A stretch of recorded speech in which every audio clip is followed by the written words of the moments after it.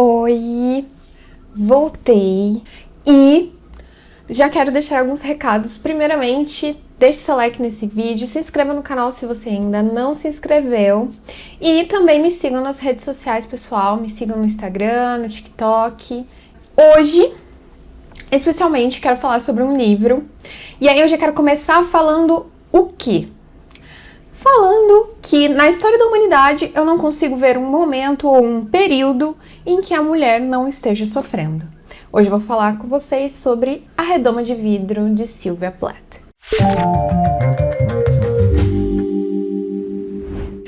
Bom, A Redoma de Vidro conta a história de Esther Greenwood. Então a Esther, ela é uma jovem que vive ali nos Estados Unidos. Ela é uma moça ali vivendo na década de 50. E a Esther, ela tem uma oportunidade, ela recebe uma bolsa de estudos para estudar em Nova York. E junto com essa bolsa, ela recebe uma oportunidade também para trabalhar numa revista feminina.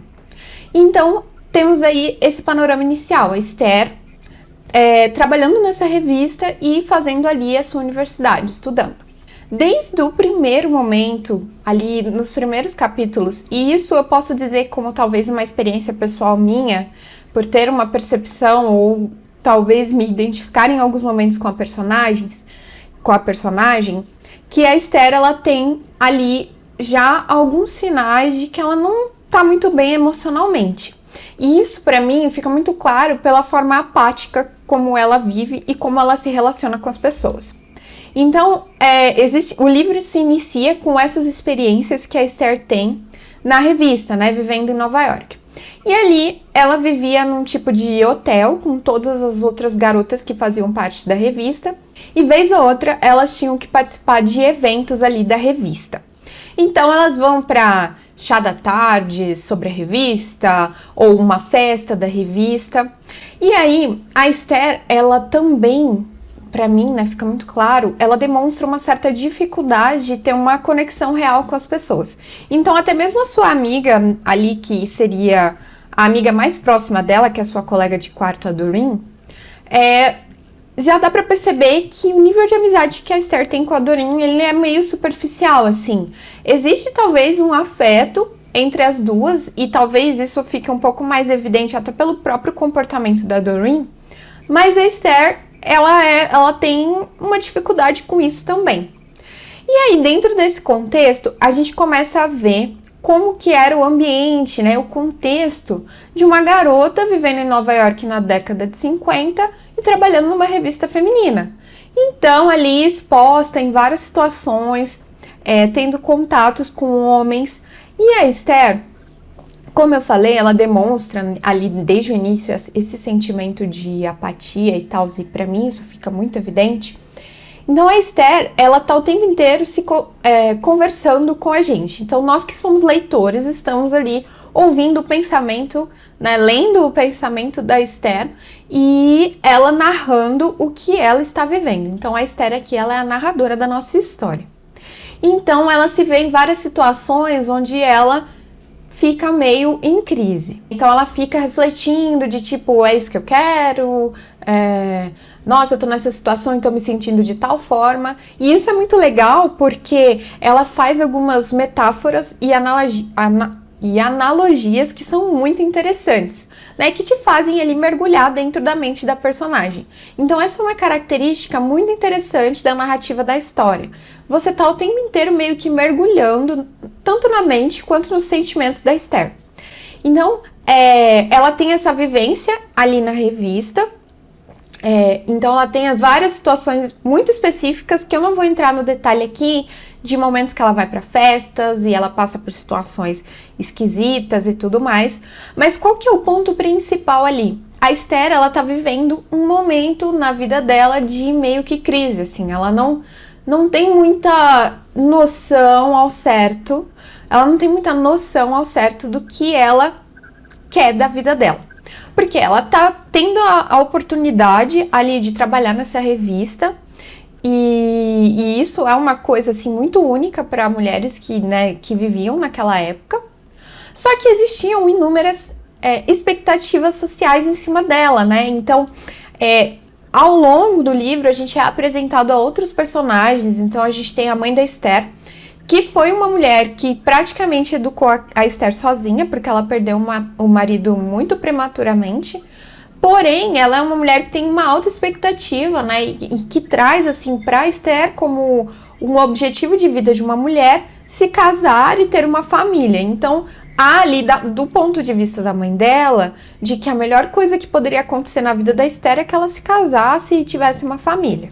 Aí a gente tem um outro personagem, que agora eu não vou me recordar o nome, mas ele seria o paquera da Esther, né? Seria aquele que existia uma expectativa de que ela namorasse ele. Eu vou dar uma olhada aqui rápida só pra confirmar o nome dele, gente, porque a minha memória pra nomes é meio esquisita. É engraçado que quando eu tô lendo literatura russa, eu consigo gravar os nomes de todos eles, né? Mas ok. Ah, sim. É o Buddy Willard. Então, ela tem esse rapaz que tá estudando ali medicina, e esse rapaz é meio apaixonado por ela. E, gente, há vários momentos esquisitos, eu diria assim, no livro, e é algo interessante por a gente estar vivendo dentro da mente da Esther, que é o fato de que ela narra algumas situações estranhas que ela já viveu ali com o Buddy e tal. E, assim, são estranhas porque a gente, quando a gente é adolescente, sabe que rola um monte de coisa que, se a gente for contar pra alguém, é meio esquisito, assim. Então tem uma cena ali em que eles dois estão juntos, né? Esther viajava às vezes pra encontrar ele onde ele estava na faculdade, então era como se eles fossem namorados mesmo. E aí tem uma cena em que ele fala pra eles ficarem nus, assim, e daí, assim, há todo um sentimento de estranheza. A Esther tá ali vivendo aquilo, mas ela não consegue sentir nada, ter nada. Então disso já vem um pouco da apatia que eu falei pra vocês. E então é muito esquisito a forma como a Esther vai vivendo as coisas, porque dá pra ver em vários momentos e desde o início do livro que ela é cheia de fragilidades emocionais. Mas então existia essa expectativa aí de que ela casasse com o Buddy. E aí a mãe, né, do Buddy, que é a senhora Willard, também é uma mulher que tem toda essa visão de que a melhor coisa que pode acontecer na vida de uma mulher é se casar e ter uma família. E tem toda essa expectativa também sobre a Esther, de que ela seja a esposa, de que ela seja ali uma mulher que seja boa para o filho dela. E aí, a Esther, ela começa a entrar em crise com relação a isso, assim. Então, ela não sabe o que ela... Parece que há tantas opções na vida dela, tantos caminhos, que ela não sabe para qual caminho ela vai seguir. O caminho dela continuar no foco dela, que é ali o jornalismo, escrever, porque ela escreve, ela gosta de escrever... Ou ela se casar e ser a esposa do Buddy e cumprir ali esse papel e ter filhos. Então, o Buddy, ele estuda medicina e aí tem também um trecho do livro que é um momento em que ele leva ela para ver um parto. E aquilo é uma experiência meio traumatizante, assim, para ela, é muito esquisita. Ela vê tudo aquilo e ela não consegue sentir nada. Porque também existia ali um negócio de falarem assim, não, porque quando você vê uma mulher tendo um filho e tal, você vai ver que isso, né, esse sentimento vai vir naturalmente em você, porque você foi feita para isso e coisas do tipo. E aí ela passa por essa experiência e, na verdade, ela não sente absolutamente nada. Na verdade, o que você... tem a impressão de que a Esther tá sentindo ali é um pouco de medo, assim, ela sente um certo pavor daquilo. Então, essa existência de múltiplos caminhos ali para ela começa a colocar a Esther em uma crise emocional muito grande. E aí ela, diante de todas essas expectativas e talvez de escolhas que ela tem, ela começa a não conseguir fazer absolutamente nada. Então a Esther, ela não consegue mais escrever, ela não consegue ter contato com as pessoas, então quando ela volta para casa da mãe dela, ela fica ali, ela fica dias sem conseguir comer, sem conseguir falar, sem conseguir escrever, sem conseguir fazer absolutamente nada. E eu separei aqui um trecho do livro para ler para vocês terem um pouco dessa visão, um pouco da noção do que ela estava sentindo ali, né? Dessa questão de ter muitas escolhas. Esse é um trecho muito famoso do livro e que é um trecho que é usado também aí para fazer essa demonstração do sentimento dela ali, diante dessas múltiplas opções que surgiam na vida dela enquanto mulher. Então, eu tô com o livro aqui, ó, A Redoma de Vidro, e já deixei separadinho o trecho que eu quero ler. Eu vi a minha vida se ramificando à minha frente como a figueira verde daquele conto. Da ponta de cada galho, como um enorme figo púrpura, um futuro maravilhoso acenava e cintilava. Um desses figos era um lar feliz com marido e filhos. Outro era uma poeta famosa. Outro, uma professora brilhante. Outro era EG, a fantástica editora. Outro era feito de viagens à Europa, África e América do Sul. Outro era Constantin e Sócrates e Átila e um monte de amantes com nomes estranhos e profissões excêntricas. Outro era uma campeã olímpica de remo. E acima desses figos havia muitos outros que eu não conseguia enxergar. Me vi sentada embaixo da árvore, morrendo de fome, simplesmente porque eu não conseguia decidir com qual figo eu ficaria. Eu queria todos eles, mas escolher um significava perder todo o resto. E enquanto eu ficava ali sentada, incapaz de tomar uma decisão, os figos começaram a encolher e ficar pretos, e um por um desabaram no chão aos meus pés. Então ela faz aqui essa analogia dos figos, né? Uma árvore repleta de figos que seriam essas oportunidades, essas possibilidades para a vida dela. E ela simplesmente não conseguia escolher nenhum deles. Então, quando a Esther entra nessa crise emocional, a gente passa para um momento distinto ali no livro, um momento novo no livro, que é o quê? A depressão e todo o contexto da saúde emocional da Esther que está completamente destruído. Então, a Esther, ela passa agora por situações muito complicadas. Ela tenta acabar com a vida dela algumas vezes. Então, no livro, ela vai fazer a descrição ali. Então, há um momento em que ela toma diversos remédios e que ela tenta dar um fim na vida dela. E aí a mãe dela decide levar ela para uma clínica psiquiátrica. Então a gente tem o contexto aqui, que é o contexto assim que faz com que esse livro ele seja até hoje estudado e seja muito importante quando a gente está falando de questões relacionadas à saúde mental, porque traz esse contexto todo da depressão da Esther e de toda a vivência que ela teve, vivendo em um contexto em que esses quadros depressivos e esses quadros aí onde a saúde mental da mulher estava muito crítica, muito mal, era tratado dessa forma. Então, levando para clínicas psiquiátricas onde a Esther ela passa por uma experiência horrível, que é a sessão de choque. Então ela passa por uma sessão de choques elétricos e ali aquela experiência é tão perturbadora que ela, tipo assim, ela só quer sair dali. Então ela tem ali a primeira sessão de choques e aí ela, tipo, fala pra mãe dela que nunca mais ela quer voltar naquele lugar, ela nunca mais quer ir ali. E aí a mãe dela entende aquilo como uma melhora, então fala assim, eu sabia que você ia ficar boa, eu sabia que você ia ficar bem, que você não ia querer ficar assim e tal. E aí, a Esther, então, e isso é uma experiência tão marcante na vida dela que essa sessão de choques fica ecoando na mente dela por muito tempo. E aí a Esther, ela passa por diversos processos de tratamento em clínicas psiquiátricas até o momento em que ela é de fato internada.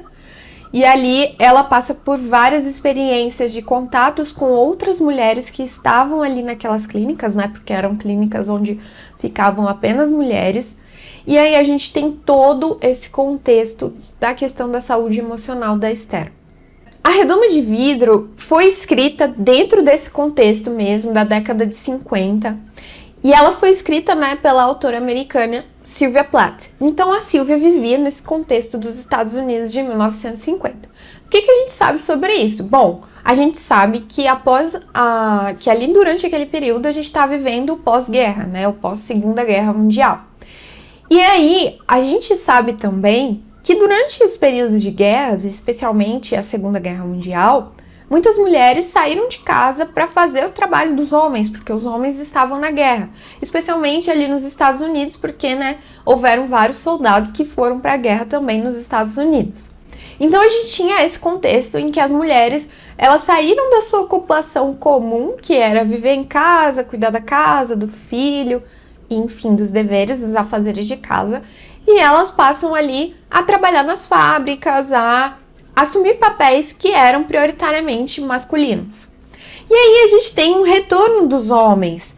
E com o retorno dos homens, isso não significa que as mulheres vão continuar naqueles lugares. Significa que, na verdade, elas têm que voltar para o lugarzinho delas, que é dentro de casa e tudo mais. Então ali a gente já vê que é um contexto onde, obviamente, vamos começar a ter conflitos. As mulheres puderam enxergar um outro modo de vida. Então é um período onde começam ali a ter mais discussões relacionadas ao feminismo. Então há ali um crescimento dessas discussões. Nesse contexto também era pregado muito, e isso é algo que eu falo que na verdade é constante nos Estados Unidos, mas ali dentro do contexto que existia daquele período, com relação ao modo de vida americano, que era o sonho americano. Então, qual que era o padrão, o que era a expectativa, o que era uma vida de sucesso naquele momento? Era você ser casado, ter uma família, ter uma casa e viver bem. Então, para a mulher era ter filhos, viver ali na casa dela e que o marido dela tivesse um bom emprego e que eles pudessem ali ter um bom sustento para viverem. Então, a expectativa social que existia naquele momento para as mulheres ainda era essa. Ainda era que elas fossem um sustento dentro do lar ali, cuidando dos afazeres da casa e da família. Então a Sylvia vivia dentro desse contexto, mas ela não era uma mulher que estava inserida naquele contexto. Porque agora, gente, vou trazer para vocês talvez a informação mais importante deste livro. Na verdade, a informação mais importante desse vídeo. Que essa história da Esther que eu acabei de contar para vocês, ela é considerada semi-autobiográfica. Porque várias coisas que a Esther vive no livro fazem parte da vida de Sylvia Plath. Então isso é muito trash, e isso torna a experiência de ler esse livro muito mais, eu acho que pesada pra gente, de saber que parte daquilo não é ficção, não foi inventado, não foi criado, foi vivido pela autora do livro. E a Sylvia, assim como a Esther, também viveu exatamente esse contexto de ter uma bolsa de estudos, poder ali ir estudar e trabalhar numa revista. Então, ela viveu tudo isso. Então, a Sylvia, ela tá vivendo esse contexto ali na vida dela. Não foi nesse contexto que ela escreveu o livro, né? Especificamente no momento em que ela estava vivendo esse momento aí de ser uma jornalista de revista de moda, até porque a gente tem outros fatos que acontecem aí posteriormente a isso na história do livro, né? Então foi escrito um pouco mais tarde ali na vida dela, mas a Sylvia Plath, ela trouxe várias coisas que ela viveu na vida dela para dentro desse livro. E aí, então, ela estava num contexto em que ela era uma mulher jornalista e escritora nessa sociedade. Ponto. Sylvia Plath, ela nasceu em 1932 em Boston, né? Ela cresceu ali e aí, quando ela ficou adulta, ela estudou na Universidade de Smith e também recebeu uma bolsa para estudar na Universidade de Cambridge. Então foi quando ela foi para Inglaterra. Ela foi uma poetisa e jornalista americana e nessa experiência que ela esteve ali vivendo na Inglaterra, ela conheceu o Ted Hughes, que foi um cara que se tornou ali o marido dela posteriormente. Então, eles se casaram, né, depois de um tempo de relacionamento e tiveram filhos. Ela passou a viver ali na Inglaterra. E aí, a gente tem uma questão que também faz parte do livro e que é bem triste relacionada à história da Sylvia, né? Assim como a Esther, a Silvia, ela sofria de uma depressão severa. E essas experiências que a gente vê da Esther vivendo em clínicas psiquiátricas, passando por tratamento de choque, foram experiências pessoais que a Silvia viveu. Então, ao longo da vida dela, né, boa parte da vida dela, podemos dizer, e isso eu não vou afirmar que foi a vida inteira dela, mas boa parte da vida dela, ela lutou contra esses problemas aí relacionados à saúde mental dela. Então ela tinha essa depressão severa e ela sofria de vários problemas emocionais. E aí a gente tem um final muito triste para a vida da Silvia, que pouco depois dela publicar, né, dela lançar o livro, na verdade o livro não havia sido lançado, foi pouco tempo depois dela escrever este livro, A Redoma de Vidro, a Sylvia Plath, ela um dia estava na casa dela e ela trancou os filhos dela nos quartos deles e ela terminou a vida dela de uma forma muito ruim, assim. Ela terminou a vida dela de uma forma muito triste, de uma forma muito difícil. Então, ela viveu pouquíssimo tempo. Ela morreu com pouco mais de 30 anos, se eu não me engano, se eu não estiver falando nenhuma bobagem. Ela morreu com pouco mais de 30 anos. E o que ela deixou pra gente? Ela deixou livros de poemas e poesias maravilhosos. Então, as poesias de Silvia, elas são uma representação magnífica, assim, dela, dos pensamentos dela, da autora que ela era, da mulher que ela era, do que ela pensava. Então ela deixou livros de poesias e A Redoma de Vidro, que é o seu único romance, foi o único romance dela. A Redoma de Vidro, ele foi publicado ali em 1963, então próximo à morte dela. E aí, quando ele foi publicado sob um pseudônimo. Foi usado um pseudônimo para que as pessoas não fizessem associações diretas à vida da Silvia, porque ela tinha acabado de morrer há pouco tempo e tudo mais. Então, para que não houvesse essa associação direta à vida dela, o livro ele foi publicado sob um pseudônimo inicialmente. Bom, a sugestão inicial, então, o título inicial do livro era The Bell Jar, que seria alguma coisa relacionada, assim, ao jarro de vidro.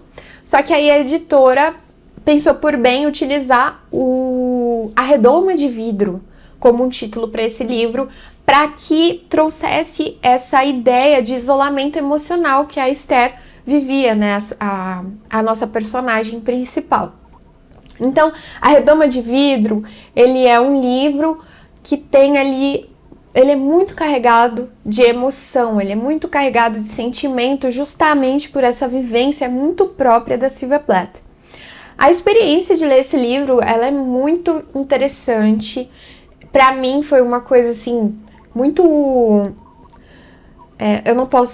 eu não sei como expressar isso, mas é porque há vários momentos em que a Esther, ela tá descrevendo como ela tá se sentindo e que eu já me identifiquei com isso. Então, com sentimentos de apatia, com essa confusão que às vezes existe da gente, e eu comecei o livro falando sobre a dificuldade que é ser mulher, porque é exatamente isso que a Esther viveu, que muitas mulheres como eu vivem, né? A gente tem ali um leque de coisas que podemos fazer, que podemos viver na nossa vida, e existe também as expectativas sociais, expectativas que são criadas ali desde quando a gente nasce. Então, desde quando a gente nasce e a gente vai crescendo, a gente tem a bonequinha que a gente trata como nossa filhinha e tudo mais. Então, a gente tem a questão do nosso príncipe encantado e tal. Então, família, ter uma família, ter um bebê,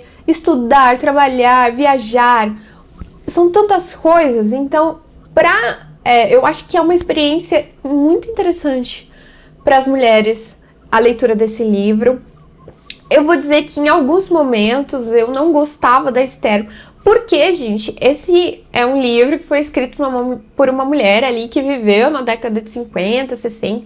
Então, os preconceitos que existem ali, que ela tinha, a forma de se referir, por exemplo, com pessoas que estavam um pouco mais acima do peso, é um pouco desagradável de ler aquilo, então tem horas que você fica com um pouco de raiva da Esther, mas ela tá sendo muito também com você, leitora, ela está sendo extremamente sincera, ela está realmente descrevendo o que ela pensa, ela tá sendo ela, né?